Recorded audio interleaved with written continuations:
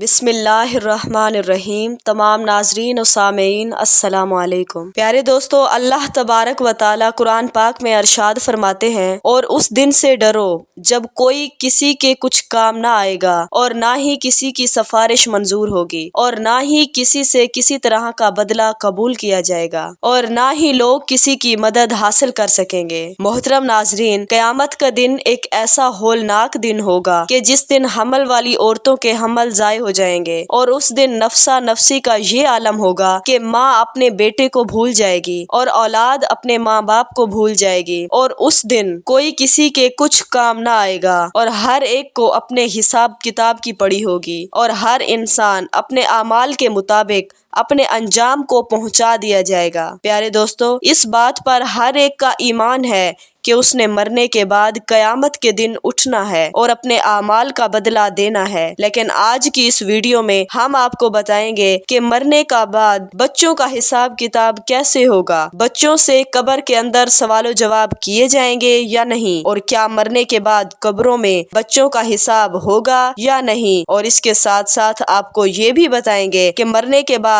کافروں یا مشرکوں کے بچوں کے ساتھ کیا کیا جاتا ہے، اور کیا کافروں اور مشرکوں کے بچے مرنے کے بعد جنت میں جائیں گے یا نہیں۔ اگر کوئی معصوم بچہ کفر کر دے تو کس عمر میں اس کا کفر قبول کیا جائے گا۔ پیارے دوستو، ان تمام سوالوں کے جواب قرآن و حدیث کی روشنی میں آپ کو بتائیں گے، لہٰذا آپ سے گزارش ہے کہ اس ویڈیو کو اینڈ تک ضرور دیکھیے گا۔ پیارے دوستو، مرنے کے بعد انسان کو جس گھر میں پہلے داخل کیا جاتا ہے وہ قبر ہے۔ قبر آخرت کی منزلوں میں سے پہلی منزل ہے، اور قبر سے ہی ہر انسان کا حساب کتاب شروع ہو جاتا ہے۔ جو قبر کے امتحانات پاس کر لیتا ہے تو اس سے آگے آنے والے امتحانات آسان ہو جاتے ہیں، اور جو قبر کے امتحانات پاس کرنے میں ناکام ہوتا ہے تو اس کے لیے آگے آنے والے امتحانات اور سخت اور دشوار ہو جاتے ہیں۔ محترم ناظرین، جب بھی کوئی انسان مرتا ہے تو اس کو قبر کے اندر دفنا دیا جاتا ہے، پھر چاہے وہ بچہ ہو، بوڑھا ہو یا نوجوان ہو۔ جیسے ہی اس مرنے والے شخص کو دفنایا جاتا ہے تو دو فرشتے اس کی قبر میں داخل ہو جاتے ہیں، جن کو منکر نکیر کہا جاتا ہے۔ فرشتے اس مرنے والے شخص سے سوالات کرتے ہیں، قبر والا شخص ان سوالوں کے جوابات دیتا ہے۔ اگر مرنے والا شخص ان فرشتوں کے سوالوں کا جواب صحیح دے دیتا ہے تو اس کو جنت کی خوشخبری سنا دی جاتی ہے۔ اگر مرنے والا شخص ان سوالوں کے جواب نہیں دے پاتا تو اس کی قبر کو جہنم کا گڑھا بنا دیا جاتا ہے، جیسا کہ ہمارے پیارے رسول صلی اللہ علیہ وآلہ وسلم نے فرمایا، قبر یا تو جنت کے باغوں میں سے ایک باغ ہے یا جہنم کے گڑھوں میں سے ایک گڑھا ہے۔ قبر آخرت کی منزلوں میں سے پہلی منزل ہے، جس نے اس کو آسانی سے پار کر لیا تو آگے کا معاملہ اس سے آسان ہے، اور اگر کوئی اس منزل کو پار نہ کر سکا تو آگے کا معاملہ اس سے کہیں زیادہ دشوار ہے۔ پیارے دوستو، اب بات کرتے ہیں، اگر کوئی نابالغ بچہ مر جائے تو کیا اس سے قبر میں حساب کتاب کیا جاتا ہے، اور کیا اس سے سوال و جواب کیے جاتے ہیں؟ بعض روایات میں آتا ہے کہ چھوٹے بچوں سے قبر میں سوال و جواب کیے جائیں گے، کیونکہ اللہ پاک ان مرنے والے بچوں کی عقلوں کو مکمل کر دیں گے، اور پھر یہ مرنے والے بچے اپنی کامل عقل کے مطابق فرشتوں کے ان سوالوں کے جواب دیں گے۔ اور دوسری روایت سے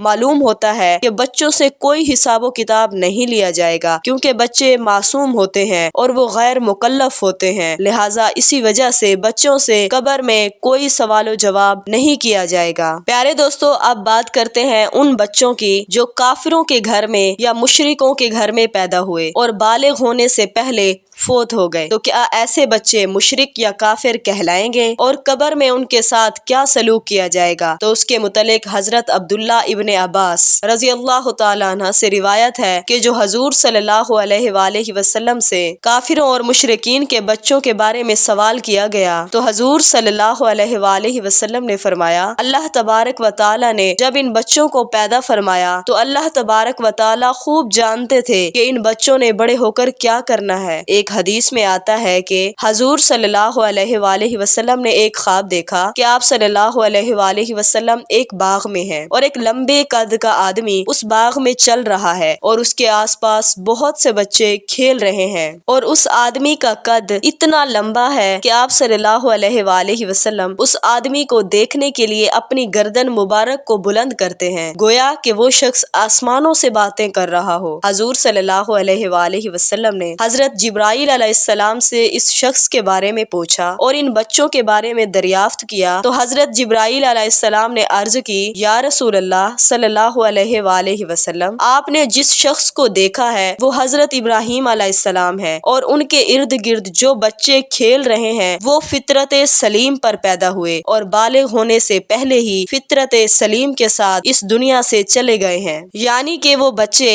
اسلام پر پیدا ہوئے اور اسلام کے ساتھ مرے تو آخرت میں ان بچوں کے ساتھ ویسا ہی سلوک کیا جائے گا جو ایک مسلمان کے گھر میں پیدا ہونے والے بچے کے ساتھ ہوتا ہے، کیونکہ ہر پیدا ہونے والا بچہ اسلام پر ہی پیدا ہوتا ہے، پھر بڑا ہو کر ہی وہ کافر یا مشرک ہوتا ہے، جیسے حضور صلی اللہ علیہ وآلہ وسلم نے ارشاد فرمایا کہ ہر پیدا ہونے والا بچہ فطرت پر پیدا ہوتا ہے، یعنی اسلام پر پیدا ہوتا ہے، یہ اس کے ماں باپ ہوتے ہیں جو اس کو بعد میں یہودی یا نصرانی یا عیسائی بنا دیتے ہیں۔ اس حدیث سے معلوم ہوا کہ ہر پیدا ہونے والا بچہ مسلمان پیدا ہوتا ہے اور بعد میں بڑے ہو کر اس کے ماں باپ اس کو کافر، مشرک یا عیسائی بنا دیتے ہیں۔ کوئی ایسا بچہ جو کافروں کے گھر میں پیدا ہوا ہو لیکن وہ بالغ ہونے سے پہلے ہی مر گیا تو وہ اسلام پر ہی مرے گا۔ پیارے دوستو، اب بات کرتے ہیں کہ بچے کی کس عمر میں کفر پر اعتبار کیا جائے گا، تو اس کے متعلق روایت میں آتا ہے کہ بچہ جب عاقل و بالغ ہو جائے اور اچھے اور برے کی پہچان کرنے لگے تو اس عمر میں اگر کوئی بچہ کفر کرتا ہے تو اس کے کفر پر اعتبار کیا جائے گا اور وہ بچہ کافر ہوگا۔ پیارے دوستو، اب بات کرتے ہیں کہ کافروں یا مشرکوں کے بچے جنت میں جائیں گے یا جہنم میں۔ اگر جنت میں جائیں گے تو انہیں کون سے حصے میں رکھا جائے گا، تو اس کے متعلق مختلف روایات ہیں۔ ایک روایت کے مطابق جیسے مسلمانوں کے بچے جنت میں جائیں گے اسی طرح